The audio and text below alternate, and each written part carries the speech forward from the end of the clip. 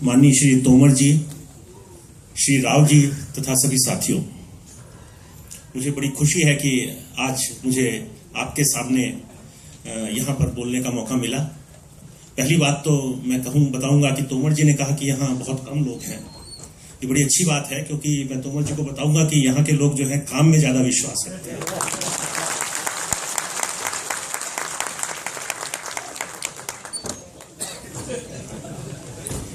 अगर आप देखें, हमारी ये जो कंपनी है वो गवर्नमेंट की कंपनी है, तो उसमें गवर्नमेंट का रोल है और एक हमारा रोल है। हमारा रोल मतलब management plus executive plus non executives का। पहले अगर आप देखें कि एमटीएनएल में जो ऑर्गेनाइजेशन कल्चर है या जो बीएसएनएल में ऑर्गेनाइजेशन कल्चर है, वो पहले भी सेम था, आज भी सेम है।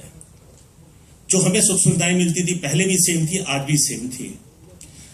और कंपटीशन तो बहुत पहले शुरू हुआ था कि 1994-98 से जब और शुरू हुआ और 2002 में ज्यादा एग्रेसिव हो गया। उसके बाद भी हम लोग जो है 2010 तक उस कंपटीशन को हम लोग 10 साल तक बहुत अच्छी तरह निभाते रहे। और यही मार्केट फोर्सेस कहते थे कि एमटीएनएल और बीएसएनएल की सर्विसेज बहुत इंप्रूव हुई है और हम लोगों ने अपने माइंडसेट को चेंज किया है और हम लोग काफी कस्टमर फ्रेंडली हो गए हैं। कहने का तात्पर्य है कि जब तक हम लोग प्रॉफिट पे थे या जब तक हम लोगों को फाइनेंशियल कोई प्रॉब्लम नहीं थी, सब लोग हमको अच्छा समझते थे। आज उसी परिस्थितियों में जब हमारी फाइनेंशियल कंडीशन खराब हो गई है, तो हमको सब लोग जो है खराब समझने लगे हैं। इसमें ऐसा नहीं है कि हम लोगों ने काम करना कम कर दिया है या काम बंद कर दिया है। ये परसेप्शन की प्रॉब्लम है कि जो हर परिस्थिति में, हर सिचुएशन में, सिनेरियोज में सेम रहती है। अब इस चीज से कैसे आगे निकले, ये बहुत इंपॉर्टेंट चीज है। सरकार को जो अपना दायित्व था, उन्होंने लगभग काफी चीजों में हमें सपोर्ट किया। जो हमारी दो मेन चीजें थी, पेंशन और पीडब्ल्यूए का, दोनों चीजें हम लोगों को दे दी उन्होंने।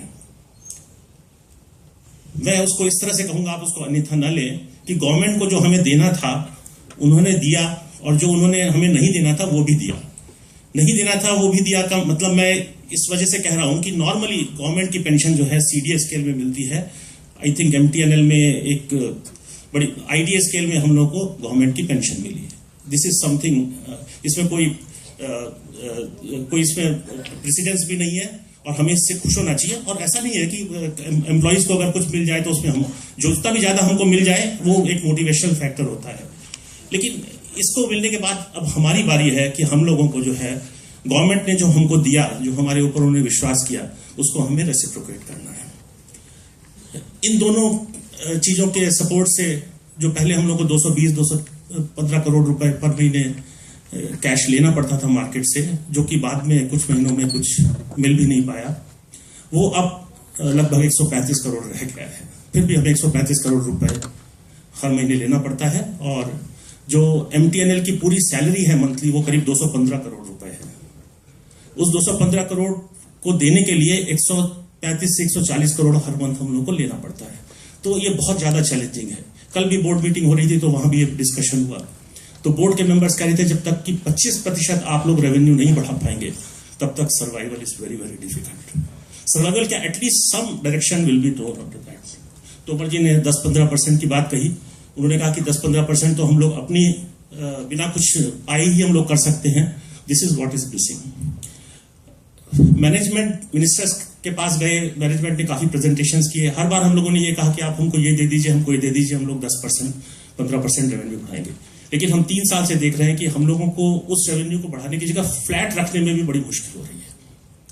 ये हम लोग के लिए एक बड़ा चैलेंज है। ऐसा नहीं है कि एमटीएनएल के पास ही फाइनेंशियल प्रॉब्लम है। पूरी इंडस्ट्री जो है वो लोन के उसमें दबी हुई है, लेकिन उनके पास अलग रास्ते होते हैं, हमारे पास और कोई रास्ता नहीं है। बीएसएनएल की कंडीशन थोड़ी अच्छी है, क्योंकि जिस समय हमको बीडब्ल्यूए और 3G लाइसेंस के पैसे देने पड़े, उसी दिन से हम लोग की कंपनी की हालत खराब हो गई। अगर उस पोर्शन को निकाल दें, उसकी कॉस्ट ऑफ मनी को निकाल दें, तो हमारी भी स्थिति बीएसएनएल जैसी ही होती। मेरा असेसमेंट है कि हमारी स्थिति बीएसएनएल से थोड़ी अच्छी होती। अब इन सब चीजों के बाद अगर हम लोगों को काम करने की जो अपनी प्रवृत्ति है और जो अभी देखिए अटेंडेंस का सिस्टम आ रहा है, मैं समझता हूं जहां तक मैंने देखा है कि मुंबई में, महाराष्ट्र में बहुत अच्छी वर्किंग कल्चर है। लोग आधे घंटे लेट आते हैं, लेकिन आधे घंटे पहले भी चले जाते हैं, लेकिन जिससे आप रहते हैं तो वो पूरे मन से काम करते हैं। ये एक बहुत अच्छी यहाँ पर वर्क कल्चर है। और तोमर जी ने मैनेजमेंट की बड़ाई की, मैनेजमेंट एग्जीक्यूटिव्स की बड़ाई कर रहा है, तो इससे अच्छा तो कोई प्लेटफॉर्म हो ही नहीं सकता। तो एक यही है कि हम लोग सबको मिलकर काम करना है। इट्स अ टीम, आप हम लोग साथ में हैं। और हम लोग की कभी कभी कहासुनी भी होती है, वो सिर्फ इसी वजह से कि हम भी कंपनी की कंडीशन को सुधारना चाहते हैं, आप भी कंपनी की कंडीशन को सुधारना चाहते हैं। तो कई बार जब ये नहीं हो पाता है, बौखलाहट में भी कई बार आपस में हो जाता है उससे। लेकिन फिर भी मैंने देखा है कि यहाँ पर आप लोगों को एक बहुत बड़ा इनिशिएटिव लेना पड़ेगा। आपका रोल जो है वो बहुत इंपॉर्टेंट रोल है। आपको ऊपर से मैनेजमेंट का भी प्रेशर देखना पड़ता है और नीचे से वर्कफोर्स का भी देखना पड़ता है। और आपकी जो सिचुएशन है वो बहुत कॉम्प्लेक्स है, क्योंकि यहाँ पर जो नॉन एग्जीक्यूटिव्स का जो वर्क कल्चर है और जो सिस्टम है वो बड़ा डिमांडिंग है। मैनेजमेंट को पूरी अच्छी तरह से पता है कि आप लोगों को कितनी डिफिकल्टीज को फेस करना पड़ता है, आपकी क्या लिमिटेशन है, आपके पास क्या फ्लेक्सिबिलिटीज हैं। लेकिन फिर भी आज की डेट में चूंकि कंपनी की ऐसी हालत है, नॉन एग्जीक्यूटिव्स भी काम करने के लिए जो है बहुत उत्सुक हैं, बहुत उनको प्रेरणा है। एक हमें अच्छी टीम बनानी है, मैनेजमेंट को, आपको और को मिलके। और मैं जहां तक देख रहा हूं, मैं जहां समझ रहा हूं कि उस डायरेक्शन में चीजें जा रही हैं, लेकिन एफिशिएंसी इंप्रूव नहीं हो पा रही है, रेवेन्यू इंप्रूव नहीं हो पा रहा है। तो आप लोगों के सुझाव इसमें उन्होंने काफी कुछ पॉइंट्स दिए हैं। उसमें मैनेजमेंट का अपना व्यू है हर पॉइंट में, और उसमें डिफिकल्टीज हैं हर पॉइंट में। रिवाइवल के लिए बोर्ड ने अभी 2-3 चीजें बहुत अच्छी की हैं। जो हमारा मोबाइल नेटवर्क है उसको एक्सपेंशन के लिए 2G और 3G के लिए बोर्ड ने अप्रूव कर दिया है।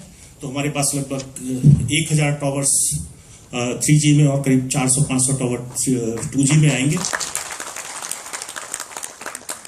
पहले ऐसा होता था कि टावर लगाने के लिए बड़ी दिक्कत होती थी, जगह लेनी पड़ती थी, शेल्टर लगाना पड़ता था। आज की स्थिति डिफरेंट है। हमारी RF टीम ने 1300 साइट ऑलरेडी IP की आइडेंटिफाई करके रखी हैं। तो ये पहली बार ऐसा होगा कि RF नेटवर्क पहले लग जाएगा और कोर नेटवर्क बाद में आएगा। तो इससे बड़ी सहूलियत हो जाएगी। और अगर हम अच्छा नेटवर्क दे पाएंगे तो मुझे लगता है कि हमारा जो GSM का रेवेन्यू है, मोबाइल का रेवेन्यू है, वो टू टाइम्स तो मिनिमम बढ़ेगा। It can go even up to 2.5 to 3 times. उससे करीब करीब हमारी काफी जो है, अगर हम लोगों ने 1 साल में स्कोर कर दिया। और क्योंकि लोग जो है गवर्नमेंट की सर्विस लेना चाहते हैं, उनको नेटवर्क अच्छा चाहिए। इतने साल तक हम लोग को बहुत डिफिकल्टी हुई, हम लोग को आपकी भी बात सुननी पड़ती है, पब्लिक की भी बात सुननी पड़ती है, मैनेजमेंट की भी बात सुननी पड़ती है, गवर्नमेंट की भी बात सुननी पड़ती है। अब 5 मेगाहर्ट्ज 3G के स्पेक्ट्रम में सभी चारों ऑपरेटर के पास में है।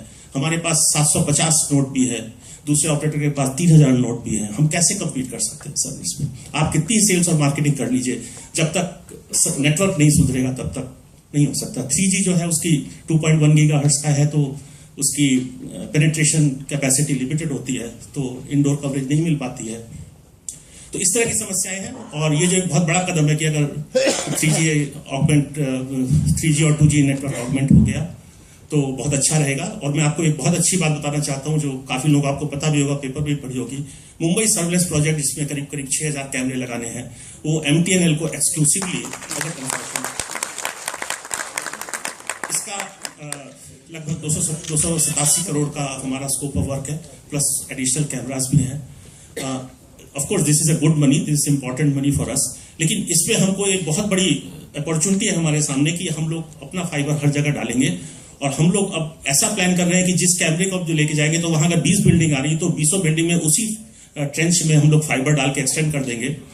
और जैसा कि बताया कि FTTH में ARPU बहुत ज्यादा होता है, तो हम लोगों ने एक प्लान भी बनाया। अगर हम 1-1 लाख कनेक्शन दे देते हैं तो करीब करीब 115-120 करोड़ का हर साल रेवेन्यू बढ़ता है। और FTTH का ऐसा रेवेन्यू, आप 2G आता है, फिर 3G आता है, फिर 4G आता है, फिर 5G आएगा। इतना कंपटीशन होता है कि हम लोगों का सिस्टम ऐसा नहीं है कि हम लोग तुरंत चेंज ओवर कर सकें। अब आप देखिए कि जब हमारा 3G ऑगमेंट होगा तब हमें 4G से कम्पीट करना पड़ेगा। इस तरह की सिचुएशन है। तो इसलिए FTTH और मुंबई में अगर आप 100 Mbps किसी को घर में देते हैं तो उससे अच्छा कुछ नहीं, और वो 20 साल तक कनेक्शन हमारे पास रहेगा।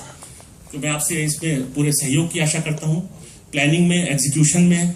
और we have put a very good project manager for surveillance team. और एरियाज में हर जगह पर एएनसी के लोगों के साथ मिलके हम लोग को इस काम को पूरा करना है। अगर हम 100 Mbps की स्पीड बिल्डिंग्स में दे पाएंगे तो एमटीएनएल का नाम फिर एक बार अच्छा होगा, और फाइबर में जो सर्विसेज हैं वो अच्छी होती है, स्टेबल होती है, जल्दी खराब नहीं होता है। तो इस तरह से कस्टमर्स का कॉन्फिडेंस भी हमारे ऊपर बढ़ेगा और हम फिर अपनी एक जो खोई हुई जो हमारी गरिमा है एक तरह से कहें, वो हमारी वापस आ सकती है। मैं पर्सनली समझता हूं कि एफटीटीएच की से ये कंपनी रिवाइव हो सकती है।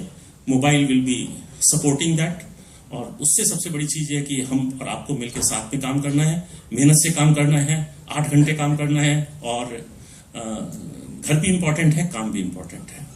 मैं आपसे ज्यादा वक्त नहीं लूंगा, आप लोग डायरेक्ट एचआर को सुनने के लिए उत्सुक होंगे।